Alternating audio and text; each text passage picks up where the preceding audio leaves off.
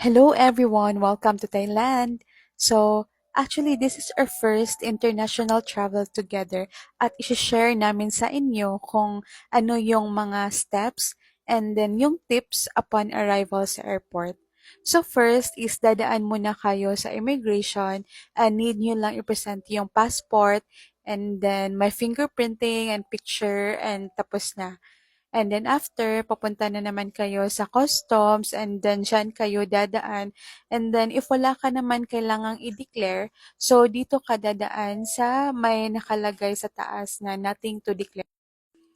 And then lakad ka lang and follow mo yung arrows. Then sa unahan, may makikita kang x-ray machine and dyan mo ilalagay yung baggage mo para ma-check. And also, share ko lang, wala kaming check-in baggage. So, hand carries lang talaga kami. And then, allowed naman ni airlines na dalawa yung hand carries mo so long as hindi siya lalagpas ng 7 kilos. And dito, paglabas mo, you can already see a lot of money changers, but do you know that you can save as much as 2,800 baht if you exchange outside the airport? So, tara, if you're at the airport, hanapin niyo lang yung Amaris sign kasi may elevator siya going to the second floor and just follow the exit going to the bridge. Lakad ka lang and then sa unahan, may makikita kang hagdan pababa so dyan ka dadaan. Yung Happy Reach naman is makikita mo lang siya sa baba talaga ng bridge.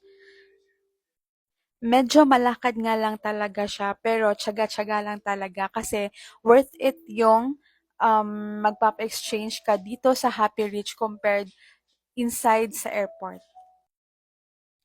And tada! Dito na tayo sa Happy Reach. So, ayan, tapat lang talaga siya ng airport. So, dyan ka, ito yung bridge. So, ito yung hagdan from the bridge. So, dyan ka dadaan.